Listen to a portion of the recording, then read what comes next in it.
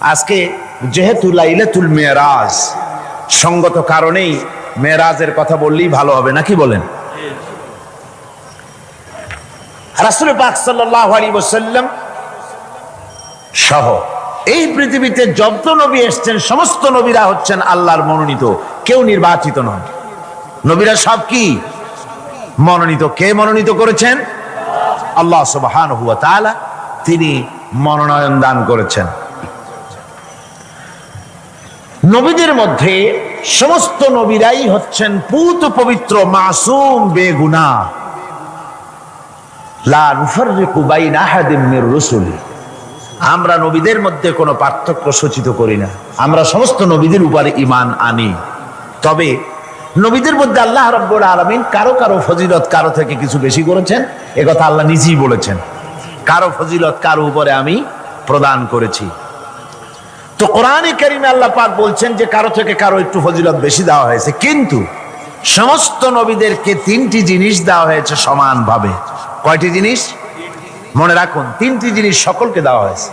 একটি হচ্ছে ওহী, ওহী ছাড়া নবী হওয়া যায় না, ওহী সকল নবীতেই পেয়েছেন। 2 নম্বরে নবীদেরকে দেওয়া হয়েছে মুজিজা। 3 নম্বরে সমস্ত নবীদেরকে দেওয়া হয়েছে উন্নত মানের চরিত্র। একটা হচ্ছে ওহী, একটা মুজিজা, আর একটা উন্নত মানের চরিত্র। ওহী তো বুঝিনি, ওহী কি? ওহী হচ্ছে আল্লাহর বাণী। ওহীটা কি? আল্লাহর বাণী। সেটা নাজিলের পদ্ধতি কি? আল্লাহ রাব্বুল আলামিন কোন বান্দার সাথে সরাসরি কথাবার্তা বলেন না। যখন তিনি কোনো বান্দার সঙ্গে কথা বলতে চান, তখন হয় পর্দার আড়াল থেকে বলেন, না হয় হযরতে জিবরাইলের মাধ্যমে কথা বলেন। তো এভাবে করে ওহী দিয়েছেন সমস্ত নবীদেরকে। আরেকটা দিয়েছেন মুজিজা।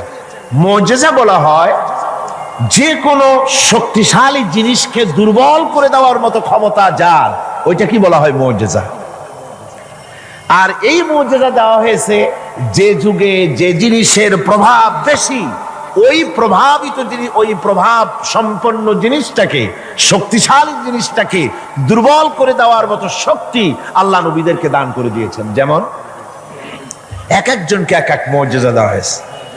যেমন হযরতে দাউদ আলাইহিস সালাম, আল্লাহ রাব্বুল আলামিন তাকে মুজিজা দান করেছিলেন। তিনি ছিলেন অস্ত্র নির্মাতা, অস্ত্র তৈরি করতেন, লোহা দিয়ে অস্ত্র তৈরি করতেন। অস্ত্র যারা বানায়, লোহা দিয়া যারা জিনিস বানায়, লোহাকে শ্বাসে আনবার জন্য, ইচ্ছে মতো গড়ার জন্য লোহাকে পোড়াতে হয়, পোড়ায়া নরম বানায়া পিটায়া তারপরে আকৃতিতে আনা লাগে। হযরত দাউদ আলাইহিস সালামের মুজিজা ছিল লোহা দিয়ে অস্ত্র তৈরি করার সময় আগুনে পোড়ানোর তার দরকার হতো না। যখন যেমন ইচ্ছে করতেন লোহাগুলি হাতের মুঠার ভিতরে নিয়ে চাপ দিতেন, লোহা পানি হয়ে আঙ্গুলের ফাঁকের ভিতর থেকে পড়ে যেত। এই মুজিজা ছিল হযরতে দাউদ আলাইহিস সালামের। সুলাইমান আলাইহিস সালামের মুজিজা ছিল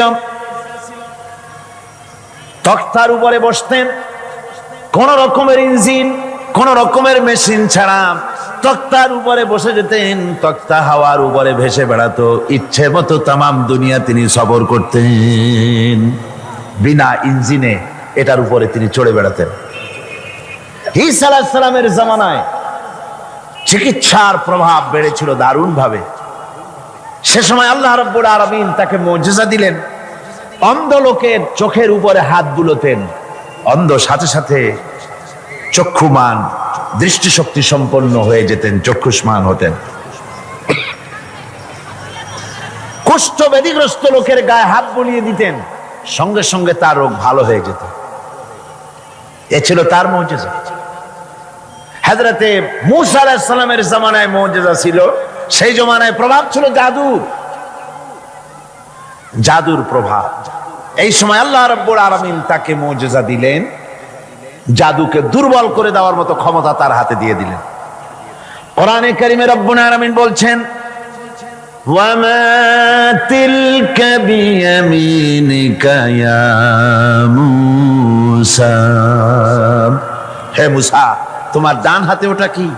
মূসা আলাইহিস সালাম বললেন, হিয়া আসায়া, এটা একটা লাঠি, এরপরে আমি ভর করে দাঁড়াই, এ দিয়ে আমি গাছের পাতা পাড়ি, ছাগল ভেড়ারে খাওয়াই, এ দিয়ে আমি ছাগল ভেড়াগুলি বন্য প্রাণী থেকে রক্ষা করি। এর উপরে মাঝে মধ্যে আমি অনেক সময় দাঁড়ায় থেকে ক্লান্ত হলে এই লাঠির উপরে ভর করে দাঁড়াই। তাছাড়াও আরো অনেক কাজ আমি এই লাঠি দিয়ে করি। প্রশ্ন হচ্ছে, আল্লাহ জিজ্ঞেস করলেন তোমার ডাইন হাতে ওটা কি? জবাব দিলি স্যার এটা একটা লাঠি, এ দিয়ে গাছের পাতা পাড়ি, ভেড়া ছাগল ঠেকাই, তারপরে আমি এর উপরে ভর করে দাঁড়াই। এত কথার দরকার কি? দরকার এই জন্যে আসে যখন কথা বলার সুযোগ পায় মাশূকের সাথে, মন চায় সময়টা অল্পের মধ্যে যেন শেষ না হয়ে যায়।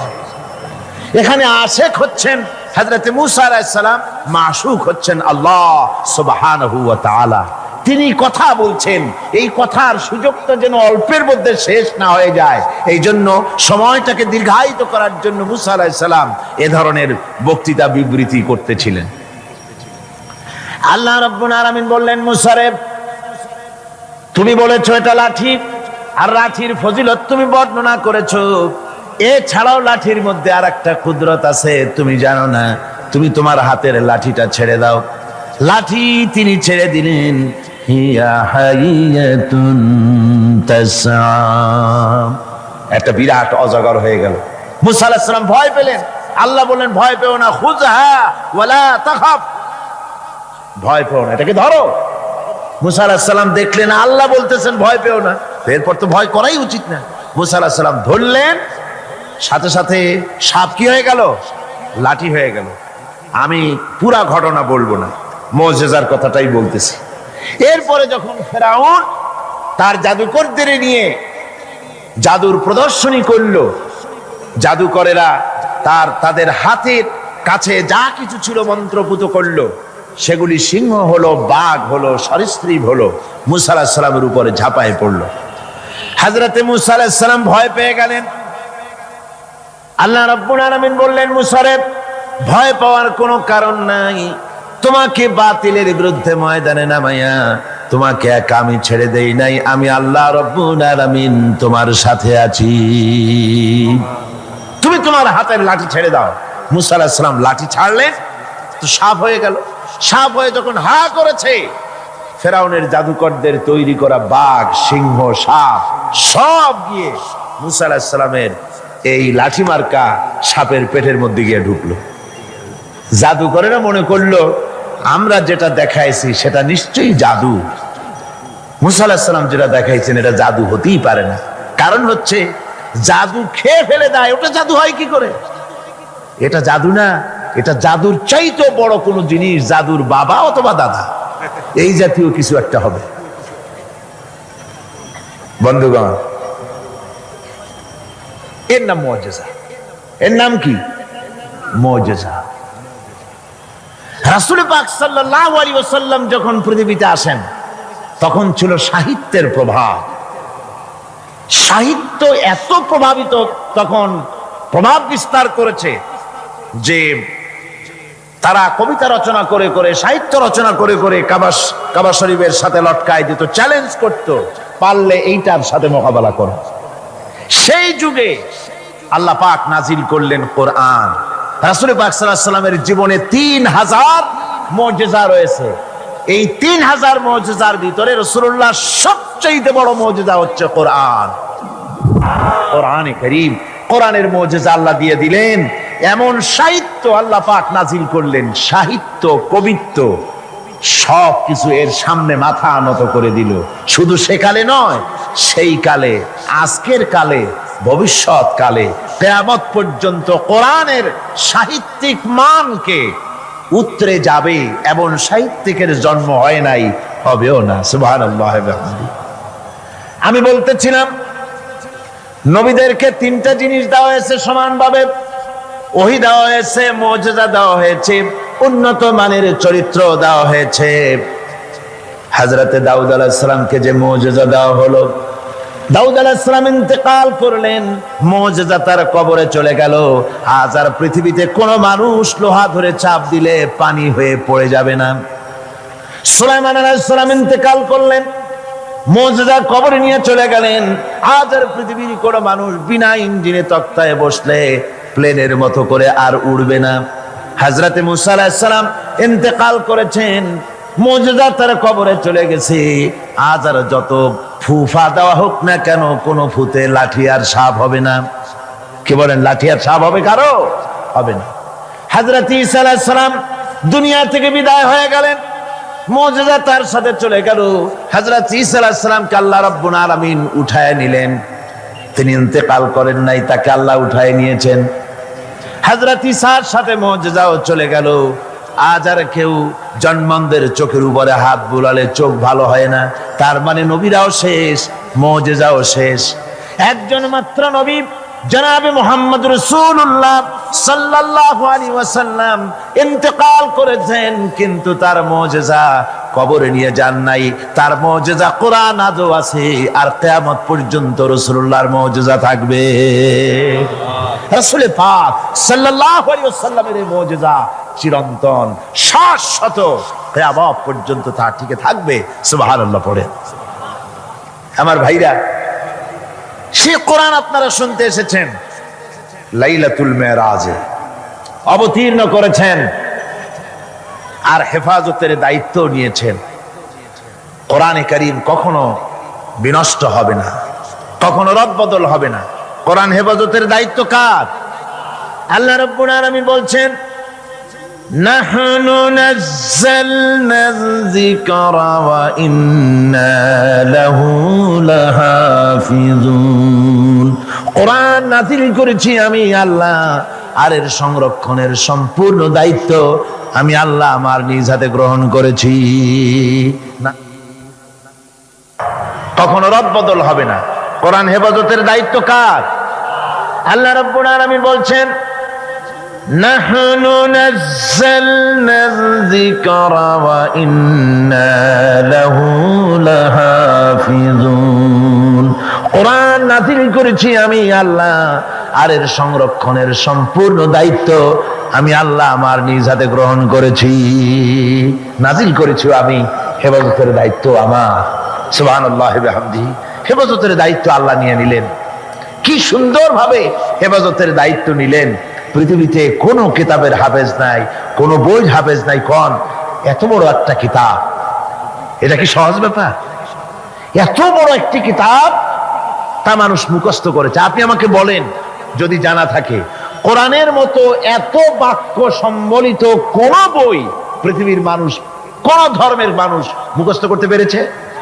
যারা বলেন পেরেছে? পারেন, কিন্তু কোরআন পেরেছে। আল্লাহ বলছেন, আমি সহজ করে দিছি মুখস্থ করার জন্য, তাই পেরেছো। কি সুন্দর হেফাজতের দায়িত্ব আল্লাহ নিলেন। এই গত অগস্ট, সেপ্টেম্বর, অক্টোবরে আমার লন্ডনে ইংল্যান্ডের সফর ছিল। তো একটা মাদ্রাসায়, ক্যানন স্ট্রিট এর এক মাদ্রাসার হেফজখানার একটা কি বলে তাহফিজুল কোরআন মাদ্রাসার বার্ষিক মাহফিলে বক্তৃতা করছিলাম। বিভিন্ন জায়গায় কোরআনে কারীমের মাহফিলে, হেফজখানায় ইংল্যান্ডে আলহামদুলিল্লাহ অনেক হেফজখানা হয়েছে। টাইটেল মাদ্রাসা 3টা হয়েছে সেখানে, আলহামদুলিল্লাহ পড়ে 3টা টাইটেল মাদ্রাসা হয়েছে। Islamic kindergarten school, high school, college এর সংখ্যা হয়েছে 30টি, আর হাজার হাজার মসজিদ হয়েছে, আলহামদুলিল্লাহ পড়ে। তো এরকম একটি হেফজখানার তারা তাদের বার্ষিক মাহফিল আমাকে দাওয়াত দিয়েছে। ওই হাফেজদের মাথায় পাগড়ি দস্তরবন্দি করতে হবে। তো আমাকে দাওয়াত দেওয়া হলো। একটা ছেলের মাথায় পাগড়ি পড়লাম, তার বয়স খুব, আমার মনে হলো 8 বছর হবে। কোরআনে কারীমের হাফেজ হয়েছে। তাকে পাগড়ি পরায় আলোচনার মধ্যে আমি বললাম যে আল্লাহ পাক যেন আটলান্টিক মহাসাগরকে একটা ঝিনুকের মধ্যে ভরে দিয়েছেন।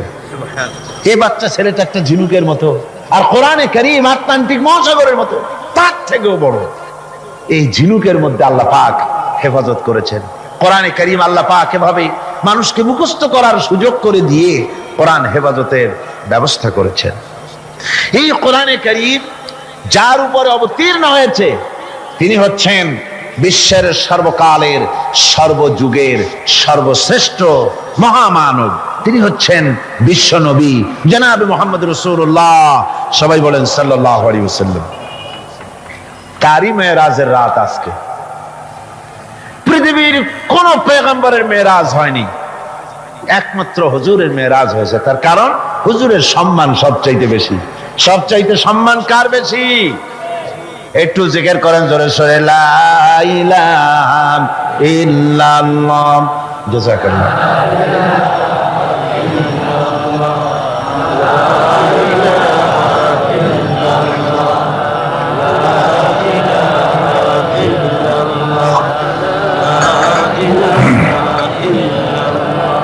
লা ইলাহা ইল্লাল্লাহু মুহাম্মাদুর রাসূলুল্লাহ। রাসূলের মেরাজ পৃথিবীর কোন পয়গম্বরের কিসমতে যা হয়নি তাই হয়েছে রাসূলের কিসমতে। ধুলির ধরা থেকে একজন মানুষকে, একটা স্থূল ওজনদার একজন মানুষ, জড়দেহ, এই মানুষকে পৃথিবীর মাটি থেকে মহাশূন্য পাড়ি দিয়ে কেমনে নিয়ে গেল আকাশে, এ নিয়ে বহুত প্রশ্ন হয়েছে। কেউ কেউ মেরাজকে অস্বীকার করেছে, কেউ বলেছে হ্যাঁ মেরাজ মানি, তবে মেরাজ সশরীরে হয় নাই, মেরাজ হয়েছে স্বপ্নে। আবার কেউ বলেছেন মেরাজ হয়েছে, এটা একটা আত্মিক ব্যাপার, স্পিরিচুয়াল ব্যাপার, সশরীরে মেরাজ। অনেক অস্বীকার করেছেন। তাদের যুক্তি হলো যে ল অফ গ্রাভিটেশন, মাধ্যাকর্ষণ শক্তি পাড়ি দিয়ে একটা স্থূল জড় শরীর, এটা উঠলো কি করে? এটা তো ওঠার কথা নয়। আপেল গাছ থেকে আপেলটা ছিঁড়ে যখন পড়ে তখন তো উপরে যায় না, সেটা মাধ্যাকর্ষণ শক্তির বলে নিচে নামে, উপরে তো যায় না। কাজে মাধ্যাকর্ষণ শক্তি ল অফ গ্রাভিটেশনকে পার হয়ে কি করে একটা মানুষ উপরে চলে গেল? এ হলো এক নম্বর প্রশ্ন, যারা অস্বীকার করে তাদের প্রশ্ন। দু নম্বরে তাদের প্রশ্ন যে বুঝলাম না হয় কোনো কায়দা করে গেলে যায়া, সে কি ঘরের কাছের ব্যাপার? কোথায়? এখান থেকে চাঁদ হলো 2,32,000 মাইল, সূর্য হলো 9,30,00,000 মাইল, তারপরে মিল্কি ওয়ে, গ্যালাক্সি, এগুলি তারকার রাজ্য, উপগ্রহের রাজ্য, গ্রহের রাজ্য। তারা বলছে এটা একটা কথা নাকি? ওদের মাথায় ঢোকে না, বিশ্বাসই করতে চায় না। হুজুর ফিরে এসে যখন বসেছেন, তারপরে আবু জাহেল এসে তো বলছে যে মুহাম্মদ সাল্লাল্লাহু আলাইহি সাল্লাম প্রত্যেক দিনই তো নতুন নতুন কথা কও, আজকে কোনো নতুন কথা আছে নাকি? হুজুর বলছেন হ্যাঁ কথা আছে। কি বলে? এই যে শেষ রাত্রে আমার ফুফু উম্মু হানির ঘরের থেকে জিবরাইল এসে আমারে নিয়ে গেল, বাইতুল মাকদেসে গেলাম, 2 রাকাত নামাজ পড়লাম, এরপরে ওইখান থেকে আমাকে 7 আকাশ পাড়ি দেওয়া হলো, মহাশূন্য পাড়ি দিয়ে 7 আকাশ পাড়ি দিয়ে তারপরে আরশে আজিমে গেলাম, আল্লাহর সঙ্গে কথা বললাম, বেহেশত দোজখ দেখলাম, এরপরে এই যে আইসা কেবল ফজর পড়ে বসছি। আবু জাহেল কয় যে সর্বনাশ, খাইছে। এতদিন মনে করছিলাম তুমি পাগল, কিন্তু কোনো সবুত ছিল না, আর আজকে দলিল মিলে গেল, প্রমাণ মিলে গেল তুমি একটু বদ্ধ পাগল। জোরে কর নাউযুবিল্লাহি মিন যালিক। আবু জাহেল মনে মনে খুব খুশি হলো, বলল মুহাম্মদ সাল্লাল্লাহু আলাইহি ওয়াসাল্লাম তুমি কি অনুমতি দিবে? তুমি যেভাবে এই ঘটনা বললে এটা আমি মানুষকে বলে বেড়াই, অবশ্যই তুমি যাও বলে আসো। আবু জাহেল মনে করলো এটাই হলো গোল্ডেন অপরচুনিটি, এটাই হলো সুবর্ণ সুযোগ। তার সবচাইতে বেশি ভক্ত এবং অত্যন্ত আন্তরিক অন্তরঙ্গ বন্ধু হযরত আবু বকর, এই লোকটাকে খসাতে পারলেই বাজিমাত হবে। তার বাড়ি গিয়ে বলছেন আবু বকর শুনেছে বলে কি? কয় যে মুহাম্মদ সাল্লাল্লাহু আলাইহি ওয়াসাল্লাম পাগল হয়ে গেছে। বলে কিরকম? কয় যে এই সব কথা তিনি বলতেছেন এখন। হযরত আবু বকর বলছেন আবু জাহেল তুমি যা বললে আমার রাসূল কি হুবহু এরকম বলেছেন? আবু জাহেল বলছে হ্যাঁ ঠিক এরকমই বলেছে। হযরত আবু বকর বলছেন আবু জাহেল শোনো, হুজুর সত্য বলেছেন, নিঃসন্দেহে তার মেরাজ হয়েছে, কোনো সন্দেহ নাই। হযরত আবু বকর আবু জাহেলকে ধরে নিয়ে আসলেন কাবা শরীফে, মসজিদে হারামে এসে বলছেন হুজুর আমি এই আবু জাহেলের কাছে শুনলাম আপনি নাকি কি কি বলেছেন। হুজুর মেরাজের ঘটনা শোনালেন। হযরত আবু বকর বললেন আপনি সত্য বলেছেন। হুজুর বলেন আবু বকর তুমি আজ থেকে সিদ্দিক। সুবহানাল্লাহ। ভাইরা, মেরাজকে অনেকেই অস্বীকার করেছে। আর অস্বীকার করার যুক্তি কারো কারো থাকতে পারে যাদের ঈমান দুর্বল। কি করে সম্ভব? সজাগ করিয়া কিভাবে এই হাজার হাজার লক্ষ কোটি কোটি মাইল পাড়ি দিয়ে কিভাবে নিয়ে গেল, এটা কেমনে সম্ভব? এটা মানুষের মাথায় সহজে ঢুকবে না। মানুষের মাথায় সহজে ঢুকবে কোন? কি বলেন ঢুকবে? বিষয়টা খুবই কঠিন, বিষয়টা সহজে মানুষের মাথায় ঢুকবে না। এই জন্যে ঘটনাটা যেখানে আল্লাহ শুরু করেছেন, তিনি ঘটনাটা বর্ণনা দিচ্ছেন এইভাবে, সুবহানাল্লাযী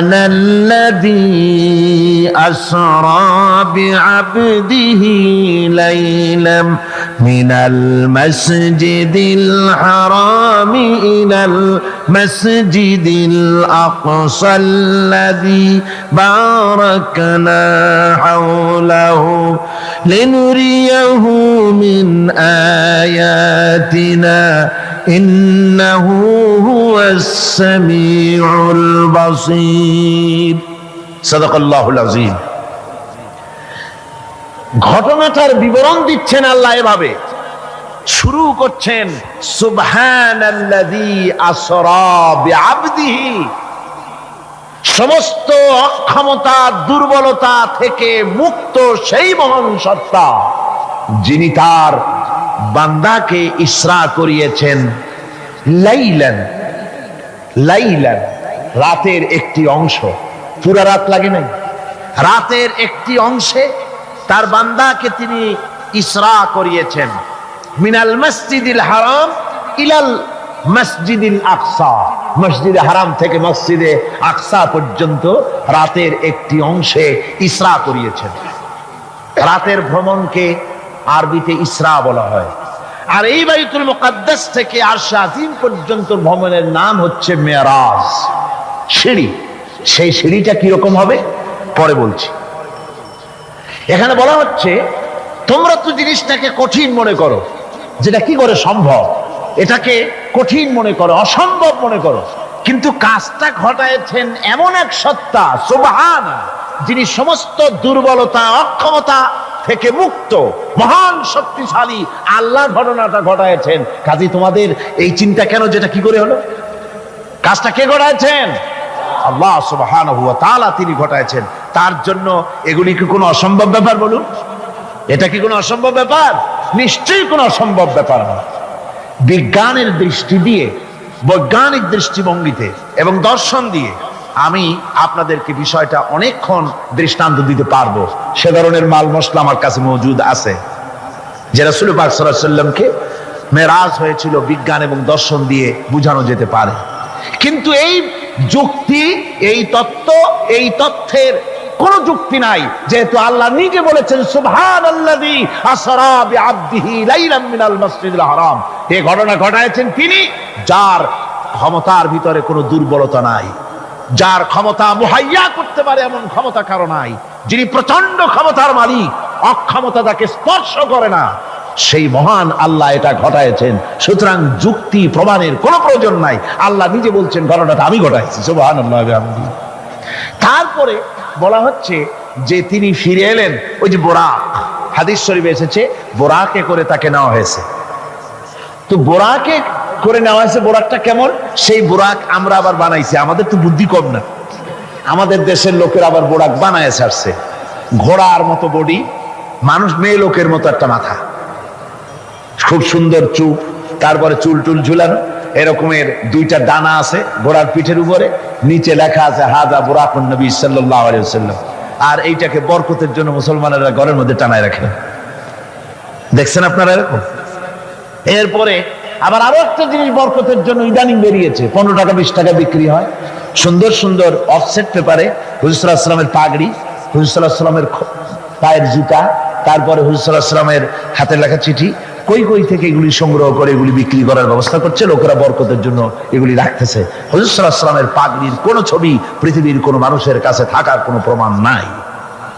সুতরাং এগুলি বাজে, এগুলি কিনে রেখে বরকতের জন্য এগুলি রাসূলকে তাওহীন করা হয়, এর দ্বারা ইজ্জত করা হয় না। রাসূলের পাগড়ি 20 টাকা দিয়ে কিনবেন আপনি?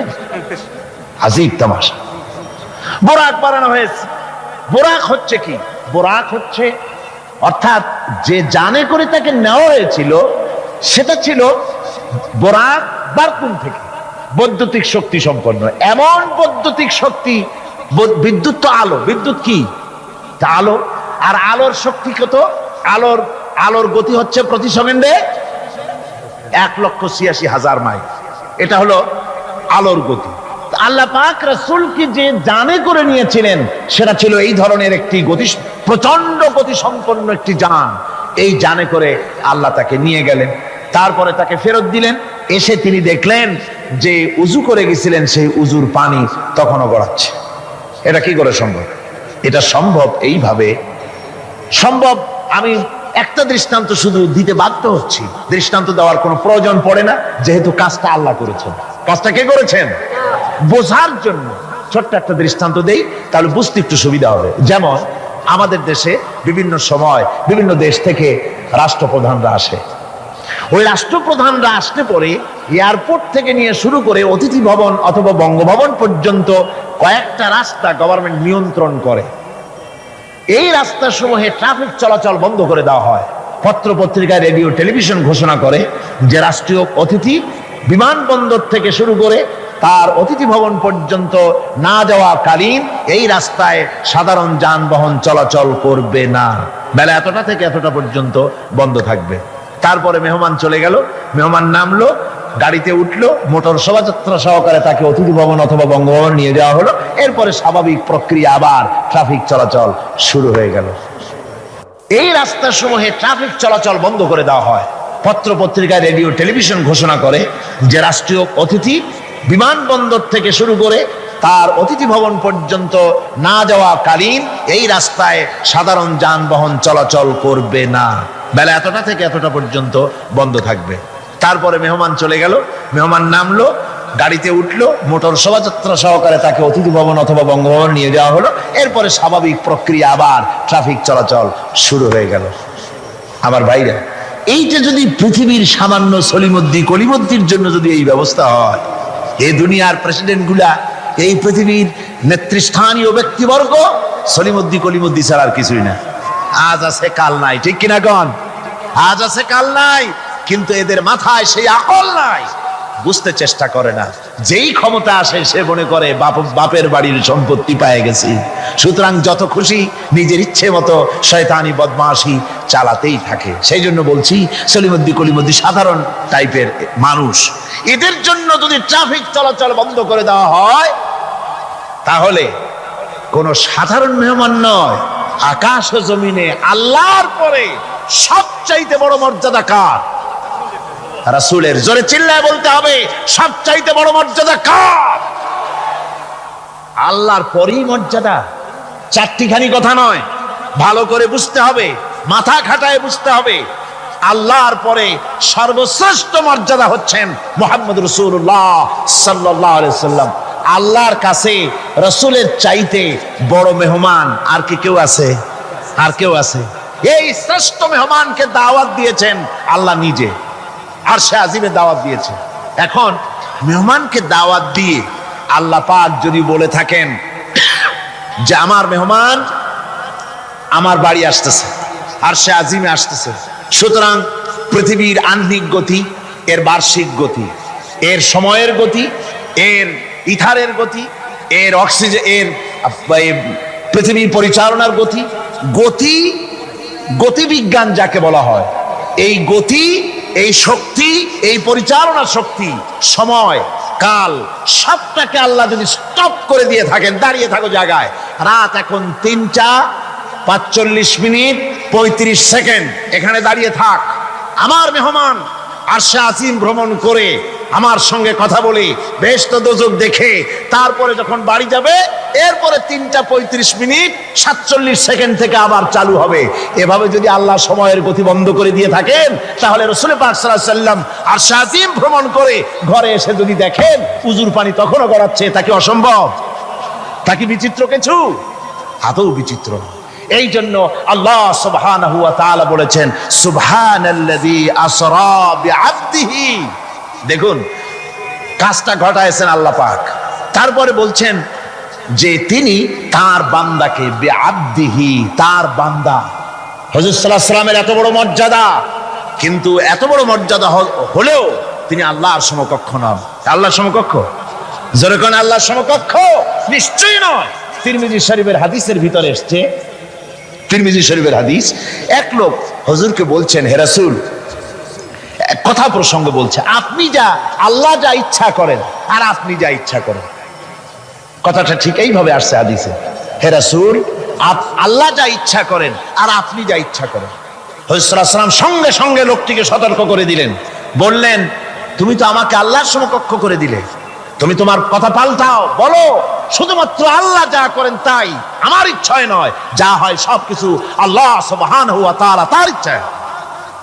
সুতরাং আল্লাহর সমকক্ষ রাসূল নন, ঘটনা ঘটাইছেন আল্লাহ, আর ঘটনাটা যাকে দিয়ে ঘটাইছেন তিনি হচ্ছেন আল্লাহর কি বান্দা, তিনি আল্লাহর কি বান্দা। এই বান্দা শব্দ, এই আব, কোরআনে কারিমে বহু জায়গায় হুজুরকে আল্লাহ পাক আব বলেছেন, নবীও বলেন নাই, রাসূলও বলেন নাই, নামও নেন নাই, শুধু বলেছেন আব। এর দ্বারাই বোঝা যায় হুজুরকে আল্লাহ পাক বলেছেন। অর্থাৎ আবদিয়াতের চাইতে বড় ডিগ্রি আল্লাহর কাছে আর কিছুই নাই। নবী রাসূল গৌণ, মুখ্য হচ্ছে আব্দ। মুখ্য কি জোরে কোন? আব্দ, আল্লাহর বান্দা হয়ে যাওয়া। যেমন আপনারা দেখতে পান কোরআনে কারীমের প্রথমেই এই আয়াত আছে, ইন কুনতুম ফি রাইবিম মিম্মা নাযালনা আলা আবদিনা, আমি আমার বান্দার প্রতি যে কিতাব নাজিল করেছি, এই যে আবদিনা, আমার বান্দা, কে আব্দ? মুহাম্মদ রাসূলুল্লাহ সাল্লাল্লাহু আলাইহি ওয়াসাল্লাম। অন্য আয়াতের মধ্যে রব্বুল আলামিন বলেন, তাবারাকাল্লাযী নাযালাল ফুরকানা আলা আবদিহি লিয়াকুনা লিল আলামিনা নাযীরা। অতীব বরকতশালী সে আল্লাহ রাব্বুল আলামিন, যিনি তার বান্দার উপরে ফুরকান অবতীর্ণ করেছেন। কে সেই বান্দা? মুহাম্মদ সাল্লাল্লাহু আলাইহি ওয়াসাল্লাম। সুতরাং আবদিহি, তার বান্দাকে ইসরা করিয়েছেন মসজিদে হারাম থেকে মসজিদে আকসা পর্যন্ত, তারপরে সেখান থেকে নিয়ে গেলেন আরশে আজিমে, নিয়ে তাকে কি করলেন, দিলেনটা কি? এখানে কথা হচ্ছে, আমাদের দেশের লোকেরা বিভিন্ন সময় এইসব কথা আলোচনা করে বা ওয়াজের মধ্যে বলেন কেউ কেউ, যেটা হচ্ছে শুধুমাত্র নামাজ। আল্লাহ পাক তাকে মেরাজে নিয়ে নামাজ দিয়েছিলেন। আচ্ছা ভাই, শুধু নামাজ দেওয়াই যদি আল্লাহর উদ্দেশ্য থাকে, তা আবার বলে কি, কয় যে নামাজ তো দিছেন আল্লাহ 50 ওয়াক্ত, মুসা আলাইহিস সালামের সঙ্গে যদি দেখা না হইতো তাহলে আমাদের কাজ সর্বনাশ হয়ে যেত। মুসা আলাইহিস সালামের সঙ্গে দেখা হওয়ার কারণে কিছুটা কনসেশন আমরা পাইছি, অন্তত 45 ওয়াক্ত তো কমছে। তাহলে বোঝা গেল মেরাজ হয়েছিল শুধু নামাজের জন্য। কথাটি সঠিক নয়। নামাজের জন্য মেরাজ হওয়ার দরকারটা কি? যুক্তিতে আসে না। হজের জন্য তো মেরাজ দরকার হয় নাই, যাকাতের জন্য তো মেরাজ দরকার হয় নাই, জিহাদের জন্য তো মেরাজ দরকার হলো না, ইমানের জন্য তো মেরাজ দরকার হলো না। মেরাজ শুধু নামাজের জন্য দরকার হলো কেন? বিষয়টা শুধু নামাজ নয়, নামাজ এই পরিভ্রমণের, এই ভ্রমণকালীন সময়ের আল্লাহ পাকের একটি নির্দেশ। মূল ঘটনা ভিন্ন। মূল ব্যাপারটি হলো রাসূল পাক সাল্লাল্লাহু আলাইহি ওয়াসাল্লামের মেরাজ যখন হয় তখন মক্কি জিন্দেগির 12 বর্ষ পূর্ণ হয়েছে। মক্কি জিন্দেগির, নবুয়তের জীবনের 1 যুগ পূর্ণ হয়ে গেছে। তাওহীদের দাওয়াত, তাবলীগে দ্বীনের কাজ একটি চূড়ান্ত পর্যায়ে এসে গিয়েছে। এখন এই তাওহীদ, রিসালাত ও আখিরাতের উপরে ভিত্তি করে একটি নতুন সমাজ গঠনের পালা এসেছে। সেই নতুন সমাজ গঠনের জন্য আল্লাহ রাব্বুল আলামিন তাকে আপন দরবারে ডেকে নিলেন, আর নতুন নতুন কিছু তথ্য, একটি নতুন স্টেট পরিচালনার জন্য যা কিছু প্রয়োজন, কিছু মূল নীতি আল্লাহ রাব্বুল আলামিন তাকে দান করালেন, আর জান্নাত এবং জাহান্নাম রাসূলের চোখে দেখিয়ে দিলেন পরিষ্কার করে, যাতে করে তিনি মানুষকে ভালো করে দেখে তিনি মানুষকে বুঝাতে পারেন। এজন্য এই দৃশ্যগুলিও রাসূলের সামনে আল্লাহ পাক তুলে ধরলেন। রাসূল পাক সাল্লাল্লাহু আলাইহি ওয়াসাল্লাম ফিরে আসার পর তাকে এই নতুন রাষ্ট্র পরিচালনার জন্য যে মূল নীতিগুলি আল্লাহ পাক তাকে দিয়েছেন, যাকে মেরাজের পেগাম বলা হয়। মেরাজের কি বলা হয়? পেগাম। সূরা বনী ইসরাইলের মধ্যে আল্লাহ পাক এই পেগামগুলি আল্লাহ পাক তাকে দান করেছেন। সেই মূলনীতিগুলি কি, সেই মূলনীতি আমি আপনাদের সামনে এখন আলোচনা করতে যাচ্ছি। আমরা মেরাজ কেমনে হলো, কিভাবে হলো, এই ঘুরপাকের মধ্যে গোলক ধাঁধায় নিজেদেরকে আটকে রাখতে চাই না। আমরা পরিষ্কার করে বিশ্বাস করি রাসূল পাকের মেরাজ হয়েছে একেবারে সশরীরে। কিভাবে হয়েছে? সশরীরে। তারপর আবার কেউ কেউ এ তর্ক তুলেছেন, কেউ বলেছেন হুজুর সাল্লাল্লাহু আলাইহি ওয়াসাল্লাম আল্লাহকে দেখেছেন, আবার কেউ বলেছেন দেখেন নাই। এই সব তর্কের মধ্যেও আমরা জড়াতে চাই না। আমরা পরিষ্কার জানি আল্লাহ পাক বলেছেন লা তুদরিকুহুল আবসার, কোন দৃষ্টি শক্তি আমি আল্লাহকে মুহাইয়া করতে পারবে না, ইহাতা করতে পারবে না। আল্লাহ রাব্বুল আলামিনকে কোন দৃষ্টি শক্তি তার চক্ষু দিয়ে দেখতে পারবে না। সুবহানাল্লাহ। হযরত মুসা আলাইহিস সালাম বলেছিলেন রব্বি আরিনি, আয় আল্লাহ আমি তোমারে দেখতে চাই। আল্লাহ পাক পরিষ্কার বলেছেন লান তারানি, লান, কখনোই দেখতে পারবে না। মুসা আলাইহিস সালাম খুব আদরের নবী ছিলেন, আবদার তুলতে লাগলেন। আল্লাহ তাকে একটা ইন্টারভিউ নিলেন, দেখতে পারবা কিনা একটা টেস্ট হয়ে যায়। আল্লাহ পাক তার নূরের তেজাল্লি নিক্ষেপ করলেন পাহাড়ের উপরে। হযরত মুসা আলাইহিস সালাম এক সেকেন্ড মাত্র দেখলেন, সহ্য করতে পারলেন না, আল্লাহু আকবার বলে চিৎকার মেরে বেহুশ হয়ে জমিনের উপরে পড়ে গেলেন। সুতরাং আমরা ওই তর্কে যেতে চাই না যে আল্লাহ পাককে হুজুর সাল্লাল্লাহু আলাইহি ওয়াসাল্লাম দেখেছেন কি দেখেন নাই, ওইটা আমাদের মূল বিষয় নয়। আমাদের বিষয় হচ্ছে মেরাজ থেকে রাসূলুল্লাহ পেলেন কি, উম্মতের জন্য আনলেন কি, এটাই হলো আমাদের সবচেয়ে বড় প্রয়োজনীয় বিষয়। আল্লাহ পাক রাসূলকে যে জিনিসগুলি দিলেন, একটা নতুন স্টেট করতে যাচ্ছেন, ওই সময় যখন মানুষ অধিকার বঞ্চিত, যখন নারীর অধিকার নাই, যখন শ্রমিক তার শ্রমের মূল্য পায় না, কৃষক তাদের উৎপাদিত পণ্যের সঠিক দাম পায় না, নারী আর পুরুষ, নারীগুলি হয়েছে ভোগের সামগ্রী, সন্তান উৎপাদনের বিশেষ ক্ষেত্র। তারপরে মানুষে মানুষে হানাহানি, মারামারি, কাটাকাটি, অশ্লীলতা, পাপাচার, জেনা আর ব্যভিচার, সুদ, ঘুষ, এতিমকে ঠকানো, গান বাজনা ইত্যাদি দিয়ে গোটা দেশটা যখন রসাতলে, গোটা পৃথিবী যখন ত্রাহি ত্রাহি করছে মজলুম জনতা, সেই সময় ইসলামের এই নতুন স্টেটের ভিত্তি দিতে যাচ্ছেন মুহাম্মদ রাসূলুল্লাহ সাল্লাল্লাহু আলাইহি ওয়াসাল্লাম। তখন আল্লাহ পাক এই স্টেট রচনার পেছনে কতগুলি মূলনীতি আল্লাহ পাক দান করলেন। সেই মূলনীতিগুলি এখন আমি আপনাদের সামনে বলছি।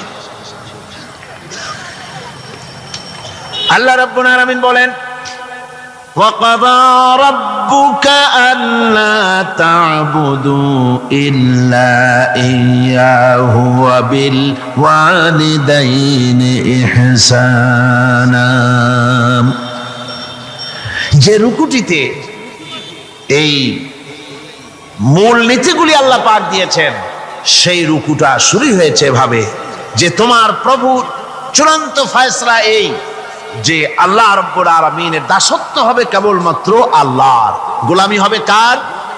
জোরে সরে বলতে হবে, গোলামি হবে কার? আল্লাহ ছাড়া আর কারো গোলামি করা যাবে না। নতুন স্টেট তৈরি করতে যাচ্ছ, প্রথম নীতি হবে, প্রথম মূল নীতি হবে স্টেটের, প্রথম থেকে নিয়ে শেষ পর্যন্ত, রাষ্ট্রপ্রধান থেকে নিয়ে প্রজা পর্যন্ত, জীবনের সকল ক্ষেত্রে সমস্ত মানুষের জন্য এটাই হলো মূলনীতি যে আল্লাহ ছাড়া কাউকে প্রভু বলে মানা যাবে না, আল্লাহ ছাড়া কারো গোলামি করা যাবে না। আর আল্লাহর পরেই মা বাপ মাতা পিতার এহসান করবে, এটা হচ্ছে আল্লাহর নির্দেশ, আল্লাহর ফয়সালা। তো প্রথম পয়েন্ট যেটা, সেটা হচ্ছে ইবাদত। প্রথম পয়েন্ট কি? ইবাদত। মূলত এই ইবাদতের জন্যই আল্লাহ পাক মানুষকে সৃষ্টি করেছেন। কোরআনে কারীমে আল্লাহ বলেছেন মা খালাকুতুল জিন্না ওয়াল ইনসা ইল্লা লিয়াবুদুন। আল্লাহ বলেন আমি মানব আর জিন জাতিকে সৃষ্টি করেছি শুধু আমার ইবাদতের জন্য, আর কোনো কারণে নয়। আর পৃথিবীতে যত নবী আমি পাঠিয়েছি, সমস্ত নবীরা তার কওমকে দাওয়াত দিয়েছেন ইয়া কওমি ইবুদুল্লাহা মা লাকুম মিন ইলাহিন গায়রু। আল্লাহ রাব্বুল আলামিন বলেন দুনিয়ায় যত নবী পাঠানো হলো, সমস্ত নবীরা তার জাতিকে ডেকে বলেছেন হে আমার জাতি, হে আমার কওম, এক আল্লাহর গোলামি করো, তিনি ছাড়া তোমাদের কোনো ইলাহ নাই। এই দাওয়াত সব নবীরা দিয়েছেন। আল্লাহ পাক বলেন এমন কোন জাতি নাই, এমন কোন উম্মত নাই যাদের কাছে নবী আমি পাঠাই নাই।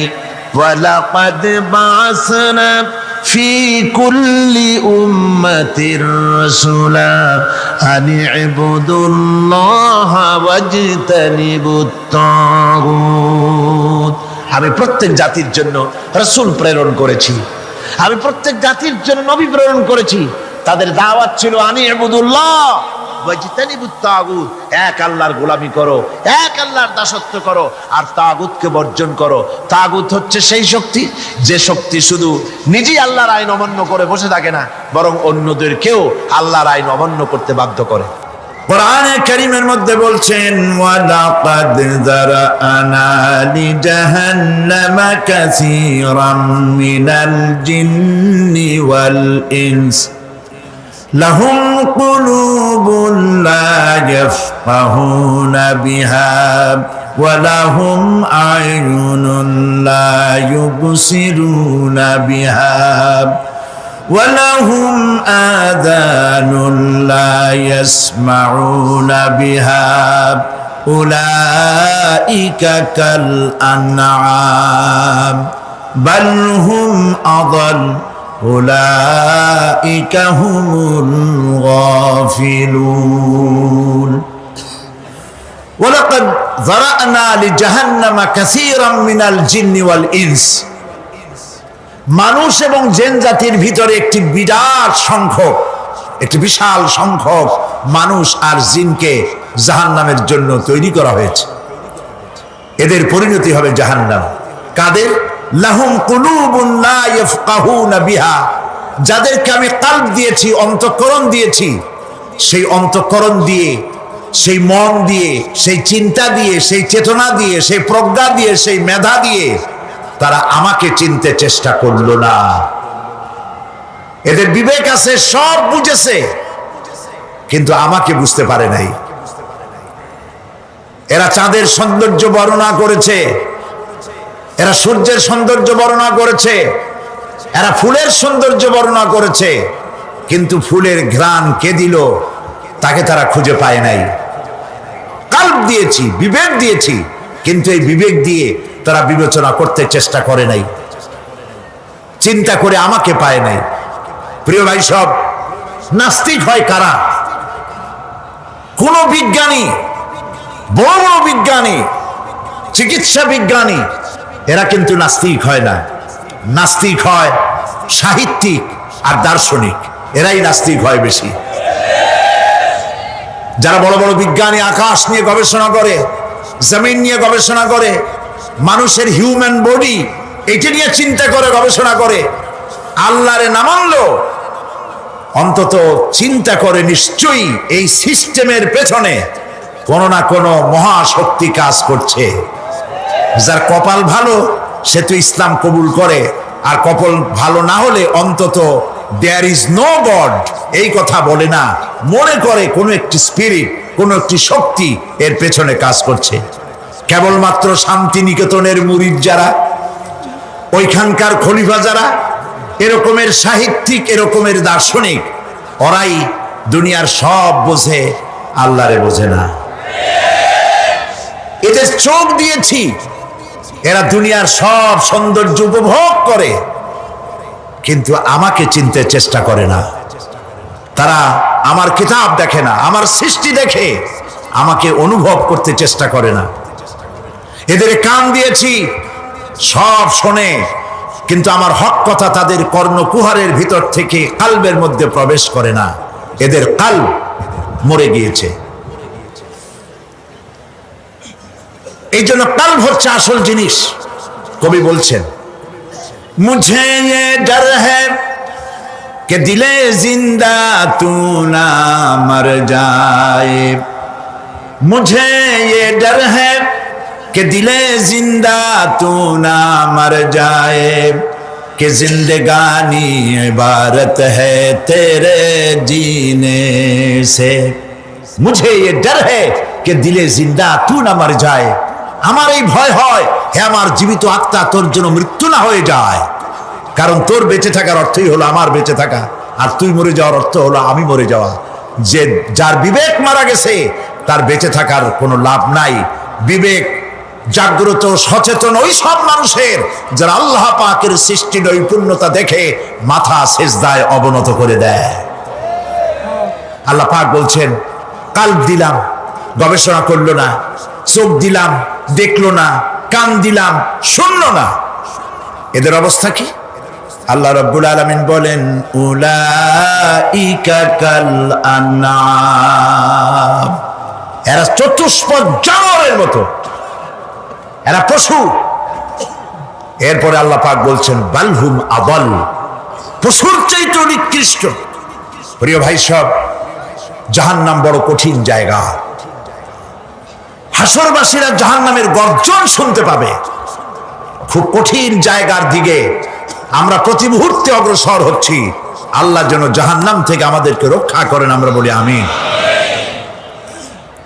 কিয়ামতের ময়দানে জাহান্নামের গর্জন হাসরবাসীরা শুনতে পাবে। আল্লাহ রাব্বুল আলামিন বলেন, ইযা উলকু ফিহা সামিউ লাহা শাহীকান ওয়া হিয়া তাফুর। যখন জাহান্নাম গর্জন করতে থাকবে, জাহান্নামের প্রচন্ড গর্জন, তাকাদু তামাইয়াজু মিনাল গায়জ, মনে হবে যেন জাহান্নাম গোসায় ফেটে পড়তে চাইছে। কুল্লামা উলকিয়া ফিহা ফাওজুন সাআলাহুম খাজানাতুহা আলাম ইয়াতিকুম নাযীর। যখন কোন দলকে জাহান্নামের কাছে নিয়ে যাওয়া হবে, জাহান্নামের দ্বার রক্ষী বলবে, কেন জাহান্নামে আসলি? এই কঠিন জাহান্নামের পরিণতি সম্পর্কে কেউ কি তোমাদেরকে কিছুই শোনায় নাই? কোন সতর্ককারী কি তোমাদের কাছে আসে নাই? জাহান্নামীরা বলবে, ক্বালু বালা ক্বাদ জাআনা নাযীর, হ্যাঁ আমাদের কাছে সতর্ককারী এসেছিল। ফাকাযযাবনা ওয়া কুলনা মা নাযালাল্লাহু মিন শাই, আমরা সতর্ককারী আমাদেরকে জাহান্নামের কথা বলেছে, জান্নাতের কথা বলেছেন, আমরা এটাকে মিথ্যা মনে করেছি আর মনে করেছি আল্লাহ সব কিছুই নাজিল করে নাই। জাহান্নামীরা আফসোস করে বলবে, ওয়া ক্বালু লাউ কুন্না নাসমাউ আও নাআকিলু মা কুন্না ফি আসহাবিস সাঈর। আরে যদি শুনতাম, নাসমাউ মানি মানতাম, যদি মানতাম, আলেমেরা যা বলেছিলেন কোরআন থেকে হাদিস থেকে, নবীরা যা বলেছিলেন, যদি মানতাম আর যদি বুঝতাম, আমল করতাম, আজকে জাহান্নামের কঠিন শাস্তির মুখোমুখি আমাদেরকে হতে হতো না। প্রিয় ভাই সব, জাহান্নাম বড় কঠিন জায়গা হবে। এই জাহান্নামে কারো মৃত্যু হবে না। এই পৃথিবীতে রোগ হোক, যত বড় মারাত্মক রোগ হোক, একদিন রোগী জরাজীর্ণ হয়ে ক্লান্তি হয়ে মৃত্যু হয়ে যাবে ঠিক, কিন্তু মানুষ যখন জাহান্নামে চলে যাবে, মৃত্যু যতই কামনা করুক না কোনো মৃত্যু আর আসবে না। আল্লাহ পাক বলেছেন, সুম্মা লা ইয়ামুতু ফিহা ওয়া লা ইয়াহইয়া। জাহান্নামের কঠিন শাস্তি, মানুষ সেখানে বাঁচবেও না, মরবেও না, এমন এক দুরবস্থার মুখোমুখি হতে হবে পৃথিবীর মানব মণ্ডলীকে, কাফেরদেরকে, যারা জাহান্নামে যাবে। জাহান্নামীরা মৃত্যু কামনা করবে, বলবে আরে যদি মরে যাইতাম। কোরআনে কারীমে রব্বুল আলামিন বলেছেন, লা তাদউ সুবুরান ওয়াহিদান ওয়ালা ওয়াদউ সুবুরান কাসীরা। এক মৃত্যু কামাই করো না, একটা মৃত্যু কামনা করো না। 1000 বার যদি মৃত্যু কামনা করো, মৃত্যু আর আসবে না। এই জাহান্নামের কঠিন শাস্তির ভেতরে মানুষকে থাকতে হবে। প্রিয় ভাই সব, এই জাহান্নামে সামান্য সামান্য পাপের কারণে, যে কোনো পাপের কারণেই জাহান্নাম হবে না। এই জাহান্নামে কারা যাবে তার একটি বয়ান আল্লাহ পাক কোরআন শরীফের মধ্যে বলে দিয়েছেন। একটি আয়াতের মধ্যে আল্লাহ রাব্বুল আলামিন বলেন, আলকিয়া ফি জাহান্নাম কুল্লা কাফফারিন আনিদ মান্নাইন লিল খায়রি মু'তাদিন মুরিব। প্রত্যেক অস্বীকারীকে জাহান্নামে যেতে হবে। যারাই আল্লাহ পাককে অস্বীকার করেছে তাদেরকে জাহান্নামে নিক্ষেপ করা হবে। যে সত্যের পথে প্রতিবন্ধকতার সৃষ্টি করেছে, ইসলামী আন্দোলনের সামনে বাধার সৃষ্টি করেছে, আর আল্লাহ পাকের সীমা লঙ্ঘন করেছে, দ্বীনের প্রতি সন্দেহ পোষণ করেছে, আর আল্লাহর সাথে শিরক করেছে, তাদের সকলকেই জাহান্নামে যেতে হবে। নাউযুবিল্লাহি মিন যালিক। আল্লাহ পাক এর থেকে আমাদেরকে হেফাজত করুন, আমরা বলি আমিন। প্রিয় ভাই সব, নবী রাসূলগণ তারা এই পৃথিবীতে আল্লাহর দেওয়া জীবন বিধান নিয়ে এসেছিলেন। একে অস্বীকার যারা করবে তাদেরকে কিয়ামতে জাহান্নামে নিক্ষেপ করা হবে। প্রতি মুহূর্তে আল্লাহর রহমতের উপরে বেঁচে থেকে যারা আল্লাহ পাকের কৃতজ্ঞতা স্বীকার করবে না তাদেরকেও জাহান্নামে যেতে হবে। কোরআনে কারিমে আল্লাহ পাক বলেছেন, লা ইন শাকারতুম লা আযীদান্নাকুম ওয়া লা ইন কাফারতুম ইন্না আযাবি লাশাদীদ। আমার নিয়ামতের কৃতজ্ঞতা যারা স্বীকার করবে, আমার নিয়ামতের শুকর যারা আদায় করবে, আমি তাদের নিয়ামতকে বাড়ায় দেব। আর যারা অস্বীকার করবে, শুকর আদায় করবে না, তাদের জন্য শাস্তি দেওয়া হবে। এই জন্য আল্লাহ পাকের নিয়ামতের শুকরিয়া আদায় করতে হবে। 2 নম্বরে আল্লাহ পাকের হুকুম আহকাম মেনে জীবন পরিচালনা করতে হবে। নবীরা আল্লাহ পাকের পক্ষ থেকে যে দ্বীন নিয়ে এসেছেন ওই দ্বীনের আনুগত্য করতে হবে, বিরোধিতা করা যাবে না। যারা ইসলামী আন্দোলনের বিরোধিতা করবে, আল্লাহর দ্বীন প্রতিষ্ঠার পথে যারাই বিরোধিতা করবে, জায়গা হবে কোথায়? জাহান্নাম। ভাই সব, জাহান্নাম বড় কঠিন হবে। সেদিন কেউ সুপারিশ করবে না, কোনো উপায় থাকবে না। কিয়ামতের ময়দানে আমলনামা ছেড়ে দেওয়া হবে। জাহান্নামীদের আমলনামা পেছন থেকে বাঁ হাতে আসবে। কোরআনে কারিমে আল্লাহ পাক বলেন, ওয়া আম্মা মান উতিয়া কিতাবাহু বিশিমালিহি ফায়াকুলু ইয়া লাইতানি লাম উতা কিতাবিয়া। পেছন থেকে বাম হাতে যার আমলনামা আসবে, সে বলবে, আরে আমারে যদি কিতাবটা, আমার যদি আমলনামা না দেওয়াই হতো কত না ভালো হতো, আমার যদি হিসাব না নেওয়া হইতো কত ভালো হতো। ওয়ালান আদরি মা হিসাবিয়া ইয়া লাইতাহা কানাতিল কাদিয়া। আমার হিসাব যদি আমি আদৌ না জানতাম তাহলে কতই না ভালো হতো। হায় আমার মৃত্যু যদি দুনিয়ায় শেষ হয়ে যেত, আর যদি এই ময়দানে ওঠা না লাগতো। মা আগনা আন্নি মালিয়া হালাকা আন্নি সুলতানিয়া। আজ আমার অর্থ সম্পদ কোনো কাজে লাগলো না, আমার ক্ষমতা প্রতিপত্তি কোনো কাজে লাগলো না। বড় বড় বাদশা, বড় বড় প্রেসিডেন্ট, প্রধানমন্ত্রী কিয়ামতে এতিমের মতো দাঁড়ায় থাকবে, বলবে আমার দলবল কই, যারা সেলুট দিত তারা কই, টাকা কই, পয়সা কই, বিষয় কই, সম্পত্তি কই, কিচ্ছু পাবে না। প্রিয় ভাই সব, এই পৃথিবীতে ক্ষমতা যতদিন থাকে পুলিশ সেলুট মারে, আর্মি সেলুট মারে। আমল যদি খারাপ হয় ফেরেশতা যে কি দিয়া মারবে চিন্তাই করতে পারে। আমি লক্ষ্য করেছি, পুলিশ, বিডিআর, আর্মি যখন সেলুট দেয় 2 রকম মারে, হাত দিয়া মারে আর বুট পায় আছে, এক জুতা আর এক জুতার সাথে ঠাস করে আরেকটা লাগায়। আমি চিন্তা করছি 2টা দেয় কেন, হাত দিয়েও দিল পাও দিয়েও দিল, অর্থ কি? অর্থ পরিষ্কার। সরকারের মন্ত্রী, সরকারের লোক আপনি আমার স্যালুট পাইতে পারেন। ব্রিটিশ নিয়মে মারল হাত দিয়া, আর একটা ইশারা দিয়া দিল, মারে হতি ইশারা।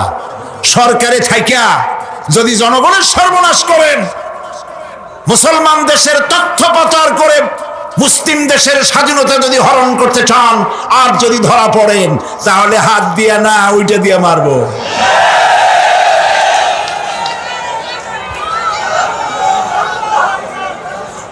মানুষ কিয়ামতের ময়দানে রাজা বাদশাহ সব হয়রান হয়ে যাবে। জাহান্নামীদেরকে, কাফেরদেরকে, কাফেররা উপস্থিত হবে। কোরআনে কারীম আমলনামা বাম হাতে, বেঈমানদের বাম হাতে আমলনামা দিয়ে আল্লাহ পাক বলবেন, খুযুহু ফাগুল্লুহু সুম্মাল জাহিমা সাল্লুহু সুম্মা সিলসিলাতি যারউহা সাবউনা যিরাআন ফাসলুকুহু। আল্লাহ পাক বলেন, পাকড়াও করো, কে ধরো, খুযুহু ধরো, ফাগুল্লুহু ওর গলায় বেড়ি লাগাও, সুম্মাল জাহিমা সাল্লুহু এরপর জাহান্নামে নিক্ষেপ করো, সুম্মা সিলসিলাতিন যারউহা সাবউনা যিরাআন ফাসলুকুহু 70 গজ লম্বা শিকল দিয়া বাঁধো, জাহান্নামে নিক্ষেপ করো। এই জাহান্নামে ওই সব কাফিরদের জন্য হবে এই আযাব। আল্লাহ পাক কেন দিবেন কারণ সম্পর্কে আল্লাহ পাক বলেন, ইন্নাহু কানা লা ইউমিনু বিল্লাহিল আযীম ওয়া লা ইয়াহুদ্দু আলা তুআমিল মিসকিন। কারণ হলো এরা আল্লাহ পাকের উপরে বিশ্বাস স্থাপন করত না। বড় বড় বুদ্ধিজীবী, বড় বড় বুদ্ধিজীবী, বড় বড় কবি। আহারে, আমার দেশের এক কবি বলল, ফজরের নামাজের আজান যখন শুনি মনে হয় বেশ্যা তার খরিদ্দার ডাকতেছে। মুসলমান নামের কলঙ্ক, মানুষ নামের পশু। এই কবিকে তদানীন্তন প্রধানমন্ত্রী রাষ্ট্রীয় পুরস্কার দিয়ে ধন্য করেছে। নাউযুবিল্লাহ। আল্লাহ বরদাস্ত করেন নাই। কোরআনের সাথে ইসলামের সাথে যারা বেয়াদবি করেছে, আল্লাহ পাক এক থাপ্পড় দিয়া সব বেয়াদবদের সহায় দিয়েছেন। আল্লাহু আকবার। জাহান্নামের দুইটা কারণ হবে। একটা হলো আল্লাহকে অস্বীকার করেছে, নামাজ নাই, রোজা নাই, তাকায় দেখবেন চেহারাটা মুসলমানের মতো মনে হয় না, বুদ্ধিজীবী, পাটের দড়ির মতো চুলগুলো ফুরফুর করে চারিপাশে, উপরে তো নাই। আর যদি থাকেও সেগুলো এমন অবস্থা, কাউয়ায় যদি রাস্তায় পায় ডিম পাড়ি থুয়ে যাবে। চুলের অবস্থা ওই, মোষের অবস্থা ঢাকনার মতো। কিছু কিছু মশলা তো এমন আছে, 5 ব্যাটারি টর্চ লাইট মারলেও বোঝার উপায় না, বেচারা হাসে না কান্দে। এইভাবে করে মাথার দশাই, চুলের দশাই, এগুলো হলো বুদ্ধিজীবী। আর এইগুলো হলো ওনাদের কলিজার টুকরা। ঠিক কিনা বলেন? সহ্য হয় না, ইসলাম ভালো লাগে না, কোরআন ভালো লাগে না, বুদ্ধিজীবী হইলি ইনশাআল্লাহ। আল্লাহ রাব্বুল আলামিন কি যারা অস্বীকার করবে, আল্লাহ রাব্বুল আলামিন কিয়ামতের দিন বলবেন, ধর ধর, গলায় বেরি পড়া। দেখছেন না আসামিগুলারে বেরি পড়ায় কেমনে? ডান্ডা বেরি, বেরি পড়াবেন আল্লাহ পাক, জাহান্নামের শিকল পরায় দিবেন আল্লাহরে অস্বীকার করার কারণে। আর একটি কারণ কি? ওয়ালা ইয়াহুদ্দু আলা তুআমিল মিসকিন। মিসকিনদেরকে এরা খেতে দিত না, মিসকিনদেরকে, দুস্থদেরকে নিজেরাও খেতে দিত না, কাউকে খাবার দিতে উৎসাহিতও করত না। জাহান্নামে যাওয়ার জন্য আরো 2টা কারণ রয়েছে।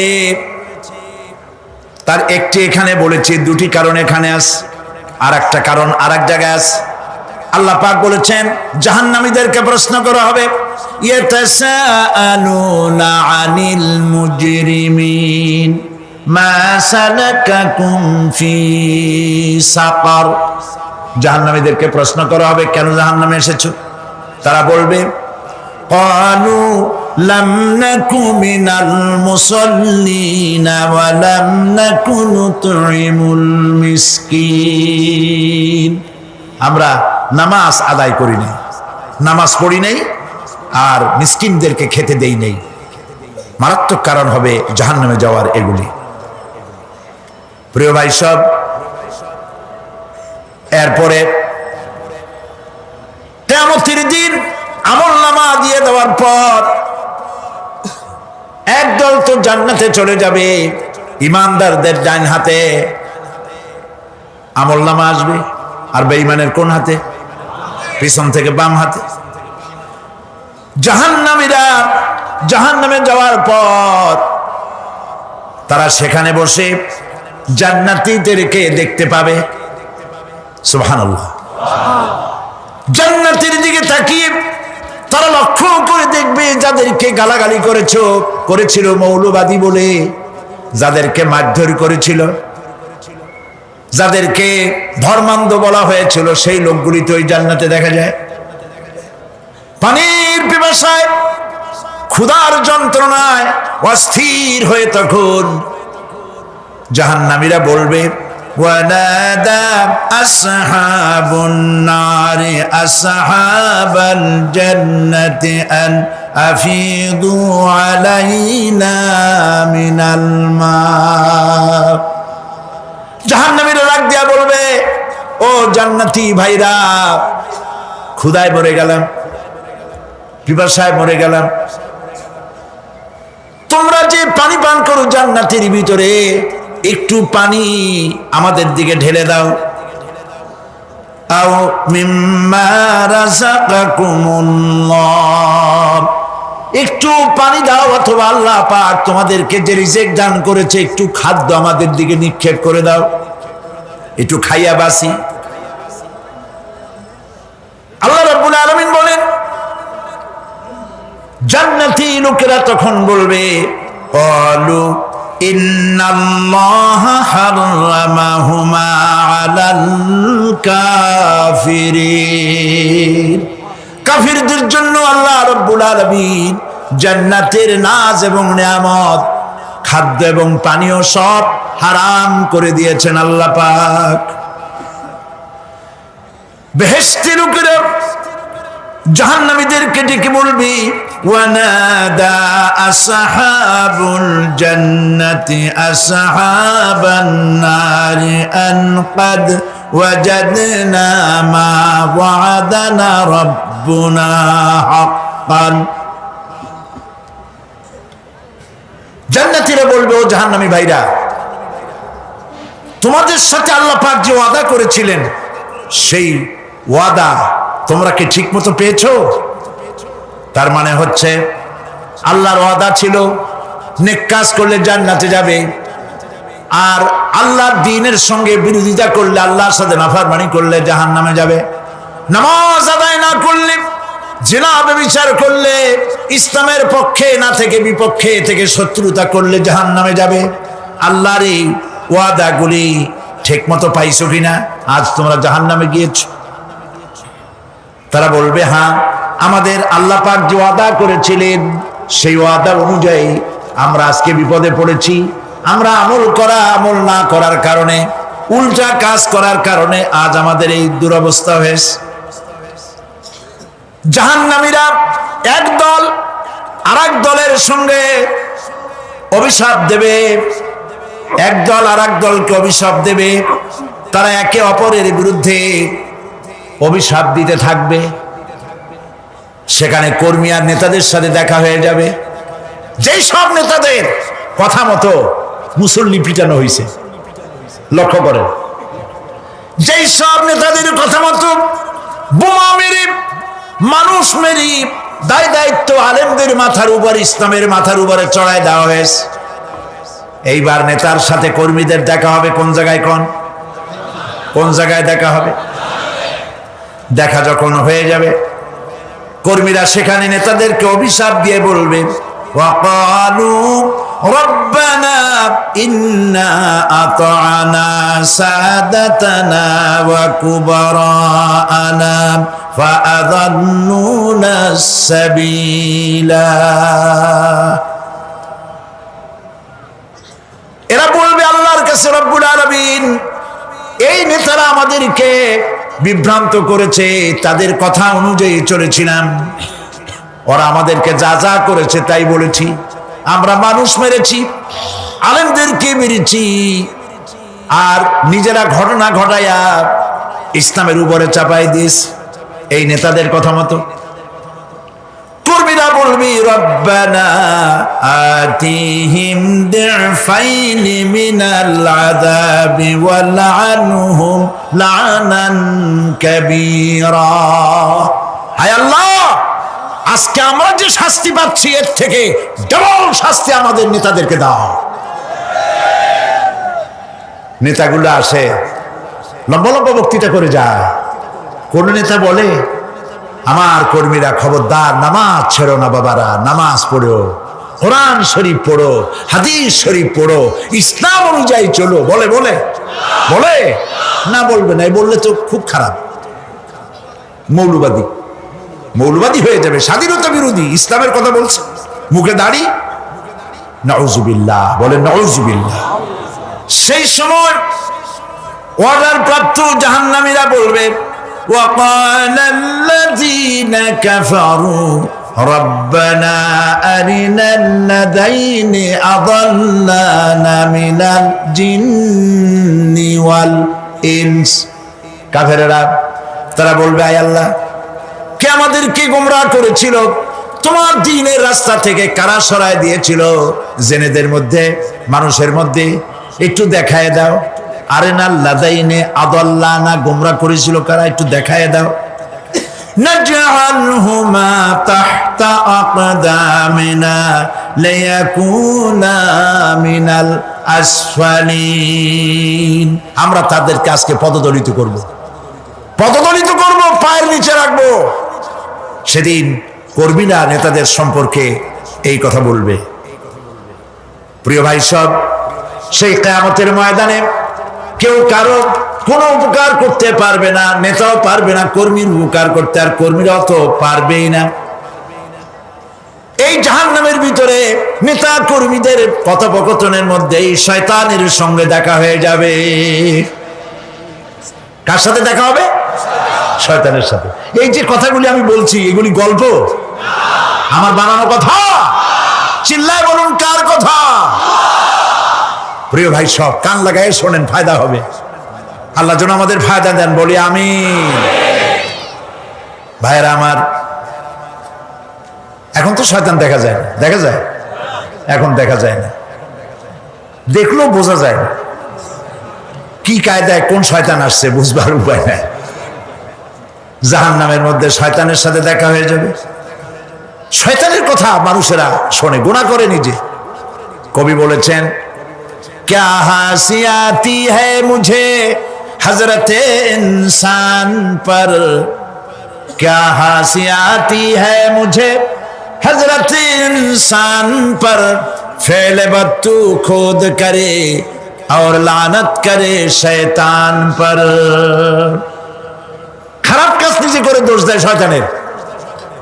আসলে শয়তান তো প্ররোচনা দেয়। জাহান্নামের মধ্যে শয়তানের সাথে দেখা হয়ে যাবে।